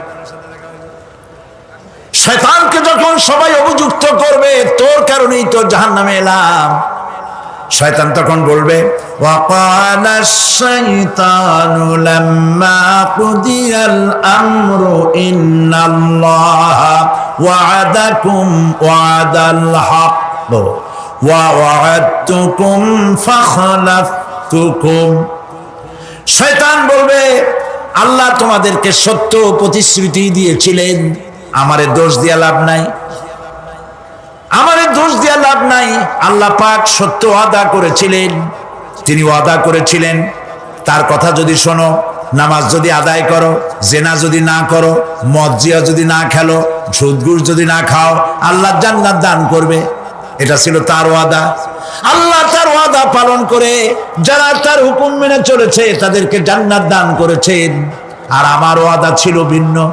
আমি ওয়াদা করেছিলাম এই ড্রিঙ্ক আর বিমেরি খাওয়ার ফুর্তি করো, দুনিয়াটা মস্ত বড়, দুনিয়া কা মজা লে লো, দুনিয়া তোমারি হ্যায়। শয়তানের কথা। কার কথা? শয়তানের কথা। শয়তানের কথা মতো শয়তান বলল, আমি বললাম পরকাল নাই, দেয়ার ইজ নো গড। বুদ্ধিজীবী মার্কা কথা। শ্রেষ্ঠ বুদ্ধিজীবী কে? চিল্লায় কোন? আমি অনেকগুলো ওয়াদা করছিলাম, এইটা নাই সেইটা নাই, আল্লাহ রসুলের কথা মানা মানার দরকার নাই। এমনি করে আল্লাহ যে ওয়াদা করেছিলেন সমস্ত ওয়াদা তিনি পালন করেছেন, আর আমি যে ওয়াদা করেছিলাম আজ আমি খেলাপ করলাম।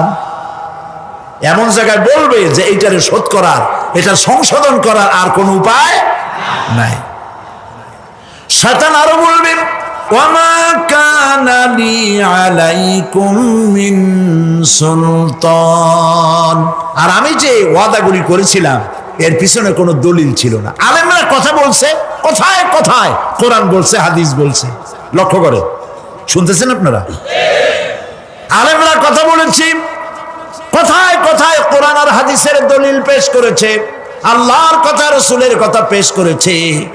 ওয়ামা কানা লি আলাইকুম মিন সুলতান, আর আমার কথার ভিতর কোনো দলিল ছিল না।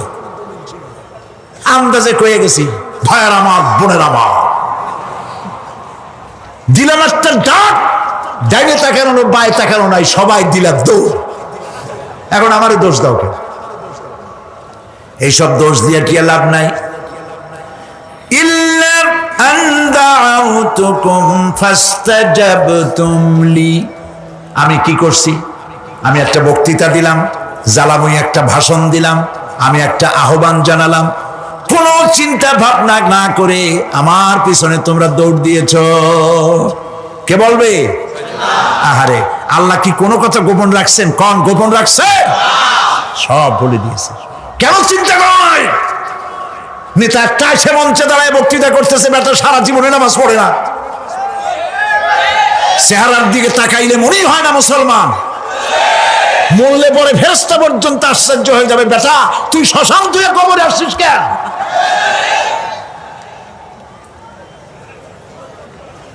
এগুলোর পিছনে দৌড়েছে তোমার ভাই, আমার ভাই, উল্লুক ভাই, ভাল্লুক ভাই।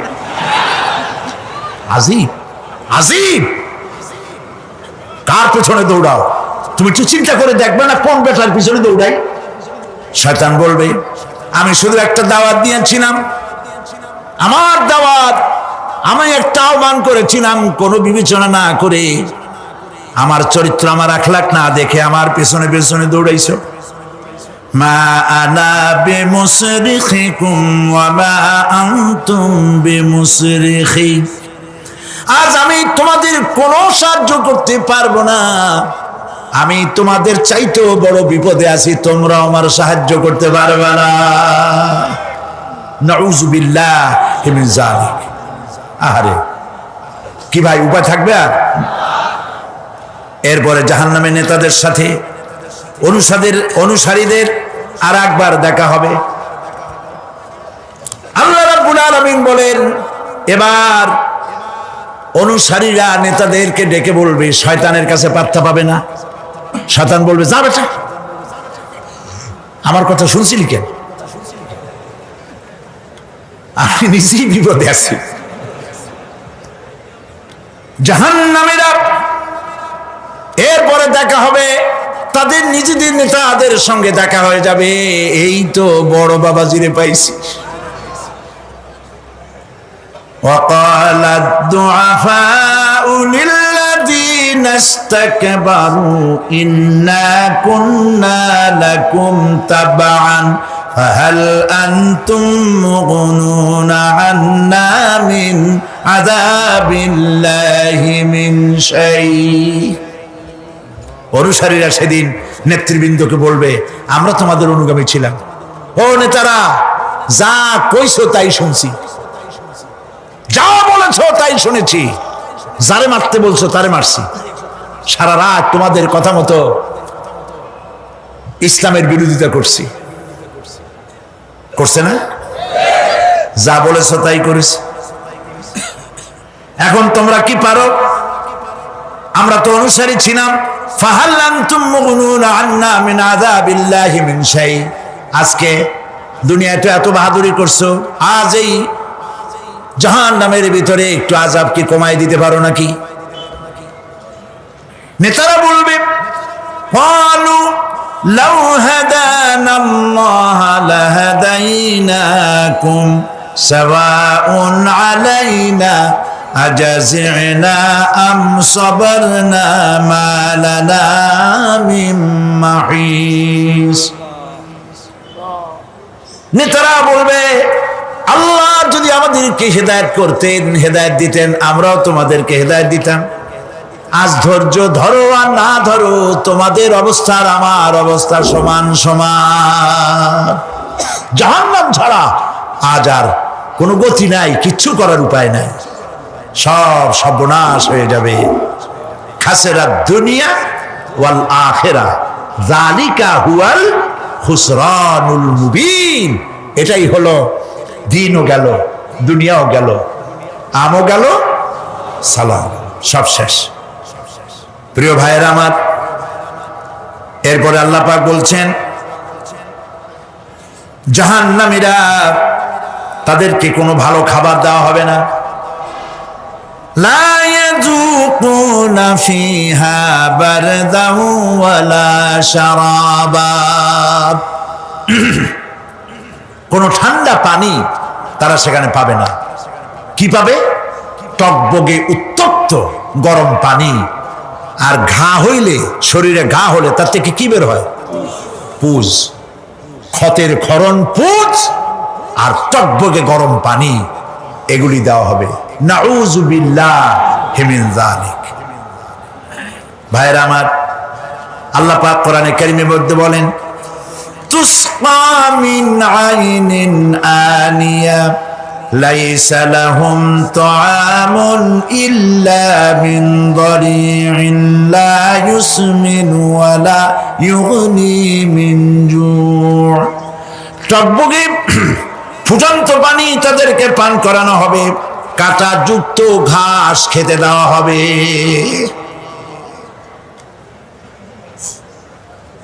এতে করে তাদের ক্ষুধা মিটবে না, দেহেরও কোনো পুষ্টি হবে না, ক্ষুধাও নিবৃত্ত হবে না। এরপরে তাদেরকে জাহান্নামের আগুন দিয়ে তাদের পোশাক বানানো হবে। নাউযুবিল্লাহ। জাহান্নামের পোশাক পরিয়ে দেওয়ার কারণে আল্লাহ পাক বলছেন শরীরটা পুড়ে ঝলসে যাবে। কুল্লামা নাদিজাত জুলুদুহুম বাদদালনাহুম জুলুদান গায়রাহা লিয়াযুকুল আযাব। চামড়া পুড়ে শেষ হয়ে যাবে, আবার নতুন করে চামড়া পরানো হবে যাতে করে শাস্তির তীব্রতা অনুভব করতে পারে। জাহান্নামের আযাব সহ্য করতে না পেরে জাহান্নামীরা সব কিছুর বিনিময় জাহান্নাম থেকে মুক্তি চাইবে। ইয়াওয়াদ্দুল মুজরিমু লাউ ইয়াফতাদি মিন আযাবিন ইয়াওমাইযিন বিবানিহি ওয়া সাহিবাতিহি ওয়া আখিহি। সেদিন অপরাধীগণ চাইবে তার স্ত্রী, তার আত্মীয় স্বজন, ভাই বোন, সাহায্যকারী, নিকটবর্তী পরিবার সকলের বিনিময়, এমনকি ওয়ামান ফিল আরদি জামিআন, পৃথিবীর সব কিছু যদি তাকে দেওয়া হয়, তার বিনিময়ে সে জাহান্নাম থেকে মুক্তি পাওয়ার জন্য কাকুতি করবে, আপত্তি করবে, বাঁচার চেষ্টা করবে। কিন্তু আল্লাহ রাব্বুল আলামিন পরিষ্কার করে বলেছেন জাহান্নাম থেকে কাফেরদের মুক্তির কোনো উপায় নাই। খালিদিনা ফিহা আবাদান, চিরকালের জন্য তাদেরকে জাহান্নামে থাকতে হবে। এই জাহান্নামের কঠিন শাস্তি থেকে বাঁচার জন্য আল্লাহ রাব্বুল আলামিন কোরআনে কারীমের মধ্যে বলেছেন ইয়া আইয়ুহাল্লাযীনা আমানু কু আনফুসাকুম ওয়া আহলিকুম নারা।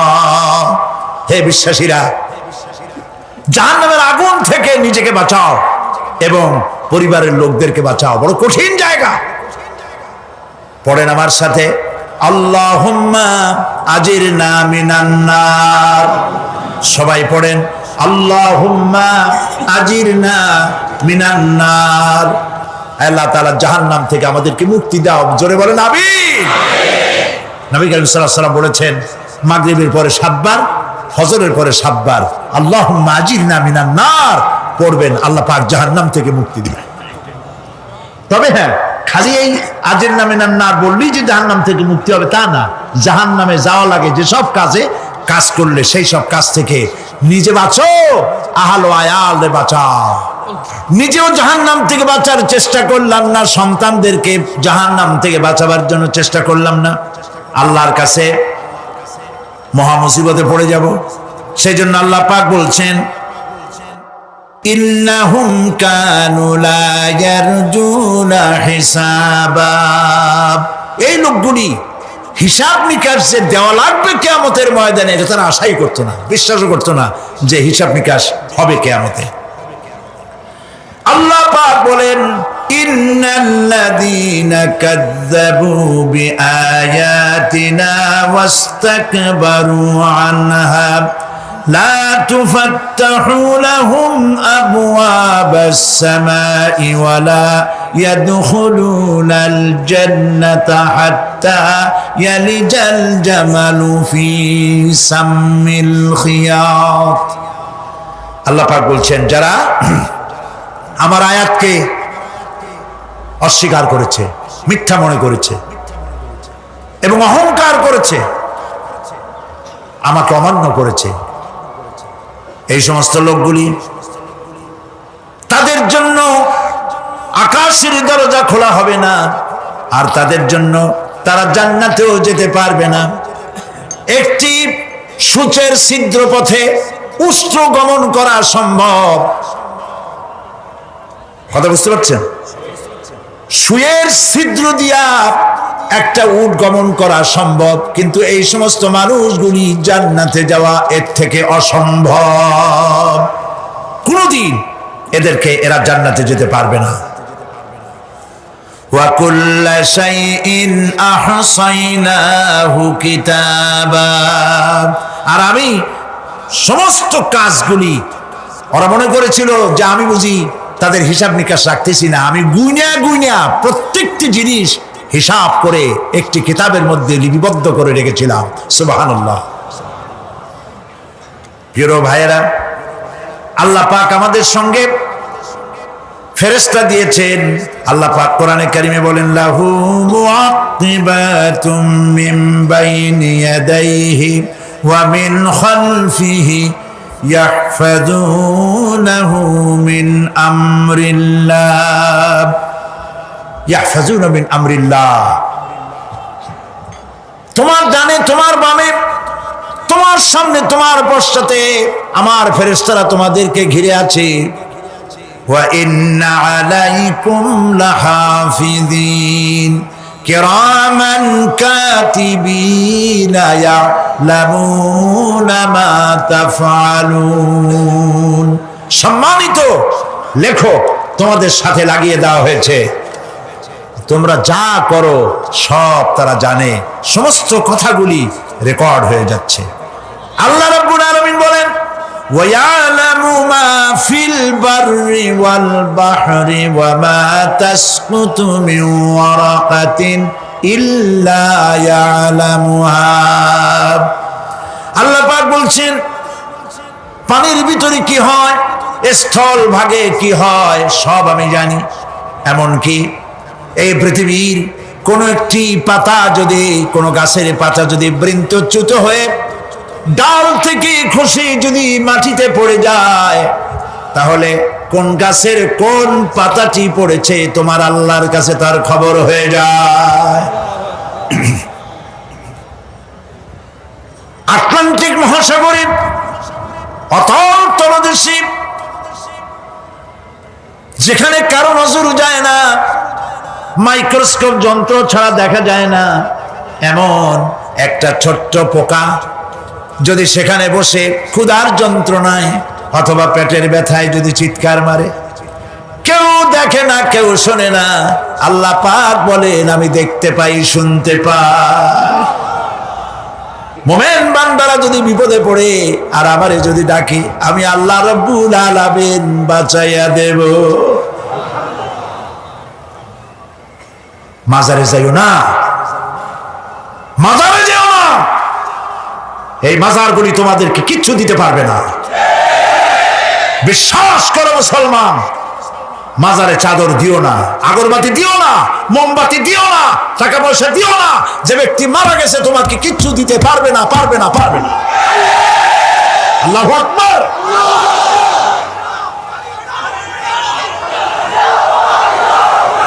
প্রিয় ভাই সব, আল্লাহর ওলিদের মাজার সংরক্ষিত থাকবে, আল্লাহর ওলিদের মাজার সংরক্ষিত থাকবে। আপনি যাইয়া বসছেন কোনো কারণে, সেখানে জিয়ারতের উদ্দেশ্য নয়, কখনোই নয়। যে বসছেন সিলেটে, এখন শাহজালাল রহমতুল্লাহ আলাইহির মাজার জিয়ারত করতে পারেন, কিন্তু নিয়ত করে যাইতে পারবেন না, রাসূলুল্লাহ নিষেধ করেছেন। আল্লাহর নিষেধ, আল্লাহর আদেশ মানা যেমন ফরজ, রাসূলুল্লাহর আদেশ নিষেধ মানা উম্মতের জন্য ফরজ। বাগদাদ গিয়েছেন ব্যবসা উপলক্ষে, বড় বিশ্বের মাজার জিয়ারত করেন, অসুবিধা নেই, কিন্তু এখান থেকে নিয়ত করে বাগদাদে যাইতে পারবেন না মাজার জিয়ারত করার জন্য। আজমির গিয়েছেন কোন কর্ম উপলক্ষে, এবার খাজা মঈনুদ্দিন চিশতি রহমতুল্লাহ আলাইহির মাজার জিয়ারত করতে পারেন, কিন্তু জিয়ারতের উদ্দেশ্য করে যেতে পারবেন না। হাদিসে সুস্পষ্টভাবে নিষেধ করা হয়েছে। কারণটা বলবো, কারণ হলো কলিজার মধ্যে একটা ভয় আর মহব্বত, বিশ্বাস, যিনি শুয়ে আছেন তিনি আমার কথা শুনবেন এবং আমার আশা পূরণ করবেন, এই বিশ্বাস শিরক, শিরক এবং শিরক। আপনি কবরের কাছে যাচ্ছেন, যার কাছে যাচ্ছেন, ধরেন খাজা মঈন চিশতি রহমতুল্লাহ আলাইহি, মাহবুব সুবহানি, কতবে রব্বানি, শেখ মহিউদ্দিন আব্দুল কাদের জিলানী রহমতুল্লাহ আলাইহি। মাতৃভাষা কি? আরবি। মাতৃভাষা কি? আরবি। খাজা মঈন চিশতি রহমতুল্লাহ আলাইহি মাতৃভাষা কি? আরবি। শাহজালাল রহমতুল্লাহ আলাইহি মাতৃভাষা কি? আরবি। আপনি যাই কইলেন, খাজা বাবা আমার ছেলে হয় না অনেক দিন, স্বাস্থ্য খুব খারাপ, ব্যবসায় উন্নতি হয় না, চাকরিতে প্রমোশন হয় না, আমার এই আশাগুলো পূরণ করে। আপনার কথা খুব বুঝলো, তাহলে 1 নম্বরে ফেল, মিস ফায়ার, আপনার একটা কথাও তিনি বোঝে নাই। 2 নম্বরে যার কাছে আর্জি পেশ করলেন তিনি কবরে আছে না কোথায় আছে এটা কি আপনি জানেন? 2 নম্বর ফায়ার ফেল। 3 নম্বরে যদি থাকেও চেতনা আছে না ঘুমে আছে তাও কিন্তু আপনি জানেন না। যদি ঘুমের সময় করে থাকেন কোনো লাভ নাই, কোনো লাভ নাই। প্রিয় ভাই সব, এই জন্য চাইতে হবে এমন সত্তার কাছে যিনি সব ভাষা বোঝেন, যার কাছে কোনো ভাষা দুর্বোধ্য নয়, সব ভাষা যিনি সৃষ্টি করেছেন তার নাম বলেন, আর যিনি কখনো ঘুমান না তার নাম বলেন লা তাখুযুহু সিনাতুন ওয়ালা নাওম, যার কোনো ঘুমও নাই তন্দ্রাও নাই। সুবহানাল্লাহ কবেন না? আজ থেকে নিয়ত করুন কোন মাজারে জীবনে কিছু চাইবো না, এটা কলিজার মধ্যে গাইথা নেন। কোন মাজারে কোন মরা পীর, কোন জেতা পীর, কারো কাছে কিছু চাইবো না, চাবো শুধু এক আঙ্গুল আকাশের দিকে উঁচু করে জোরে বলেন কার কাছে? বলেন আল্লাহু আকবার। হাত নামান। কিয়ামতের দিন আমলনামা ছেড়ে দেওয়া হবে, আমলনামাগুলি যার যার হাতে আসবে, বেঈমানের পিছন থেকে বাম হাতে, ইমানদারের সামনে থেকে কোন হাতে? এই কথা একটু বলে শেষ করে দিই। আমলনামা যখন হাতে পাবে তখন সে বলবে, আমল নামা পড়ে বেঈমান ব্যক্তি বলবে, মালি হাদাল কিতাব লা ইউগাদিরু সাগীরাতান ওয়ালা কাবীরাতান ইল্লা আহসাহা। এটা কি আশ্চর্য কিতাব! একটা ছোট্ট পাপও বাদ পড়ে নাই, বড় পাপও বাদ পড়ে নাই। আমার তো বাঁচার পথ নাই। সে তখন অস্বীকার করবে, এই পাপগুলি আমি করি নাই। কোরআনে কারীমে আল্লাহ রাব্বুল আলামিন বলেছেন, আল ইয়াউমা নাখতিমু আলা আফওয়াহিহিম ওয়া তুকাল্লিমুনা আইদিহিম ওয়া তাশহাদু আরজুলুহুম বিমা কানু ইয়াকসিবুন। জবান বন্ধ, হাতে কথা বলবে, পায়ে সাক্ষী দেবে। হাত সব কথা বলে দেবে, পায়ে সাক্ষী দেবে। আর যখন কোনো উপায় থাকবে না, তখন বান্দা বলবে, রব্বানা আখরিজনা না'মাল সালিহান গায়রাল্লাযী কুন্না না'মাল। আয় আল্লাহ তাআলা, আর কোনো খারাপ কাজ করব না, আমারে আরেকবার দুনিয়ায় পাঠাও। এইবার যদি যাইতে পারি, ভালো ভালো কাজ করে আসব। আল্লাহ কি আর পাঠাবেন? পাঠাবেন না।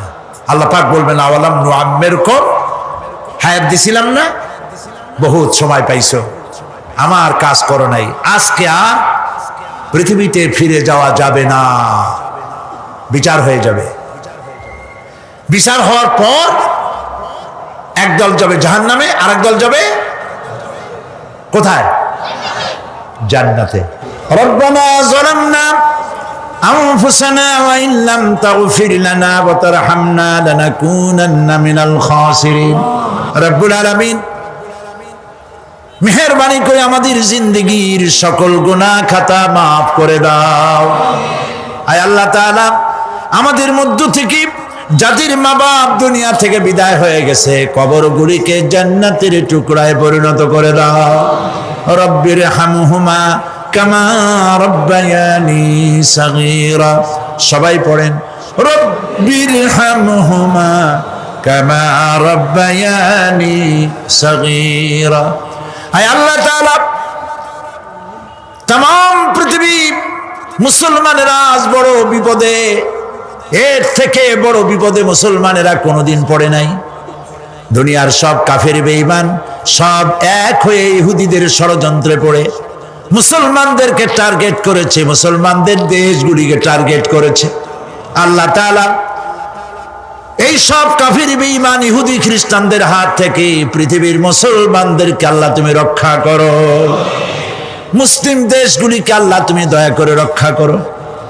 রব্বুল আলামিন, সারা জীবন আমরা গুনাহ করেছি, জেনেও করেছি, না জেনেও করেছি। আজ বিনীতভাবে জুমার রাতে তোমার দরবারে হাত তুলেছি, বিনীতভাবে তোমার দরবারে ফরিয়াদ জানাই। শিরক বিদআত ছোট বড় যত গুনাহ করছি, আল্লাহ দয়া করে জীবনের গুনাহ মাফ করে দাও। রব্বুল আলামিন, যে জাহান্নামের বয়ান কোরআনের ভিতরে, যে জাহান্নামের কথা তুমি বলেছো, পড়লে পরে জানলে পরে ভয়তে কলিজা শুকায় যায়। তোমার হাবিব বলেছেন, 3000 বছর ধরে তুমি জাহান্নামের আগুন উত্তপ্ত করেছো। মাবুদ গো, রক্ত মাংসের শরীর নিয়ে জাহান্নামে জ্বলতে পারবো না, আমাদের জন্য জাহান্নামের আগুন তুমি হারাম করে দিও। আল্লাহুম্মা আজিরনা মিনান নার, আল্লাহুম্মা আজিরনা মিনান নার, আল্লাহুম্মা আজিরনা মিনান নার। রব্বুল আলামিন, আমাদের প্রিয় জন্মভূমি বাংলাদেশের জন্য দোয়া করি। আল্লাহ, আমার দেশের বিরুদ্ধে দেশে আর বিদেশে অপপ্রচার মিথ্যা কথা ছড়ায়া বাংলাদেশের উপরে মানুষের মন খারাপ করে দিতে চায়, বাংলাদেশকে আক্রমণের লক্ষ্যস্থল বানাতে চায়। আল্লাহ তাআলা দেশি বিদেশি সব রকমের ষড়যন্ত্র থেকে আমার প্রিয় জন্মভূমি বাংলাদেশে বাঁচাও। আজকে এই মাহফিলে যত লোক আমরা বসা আছি, নরনারী, সারা জীবন তোমাকে সেজদা দিছি কিবলামুখী হয়ে, কিন্তু কাবা শরীফ অনেকে চোখে দেখে নাই। এদের মধ্যে যারা কাবা শরীফ চোখে দেখার জন্য কলিজা কান্দে, আল্লাহ তাআলা দয়া করে কাবা শরীফ চোখে দেখার তৌফিক দিয়ে দিও, হজ নসিব করে দিও, নবীজির রওজার কিনারে গিয়া জীবনে বারবার সালাম দেওয়ার তৌফিক দিও। আসসালামু আলাইকা ইয়া রাসূলুল্লাহ, আসসালামু আলাইকা ইয়া হাবিবাল্লাহ। রাসূলের রওজার কাছে গিয়ে এই ধরনের সালাম দেওয়ার তৌফিক আমাদের দিও। আয় আল্লাহ তাআলা, আলেম ওলামা এবং লোকেরা যারা এখানে এসেছেন, আমাদের সকলের দিলের নেক আশা পুরা করে দিও। রব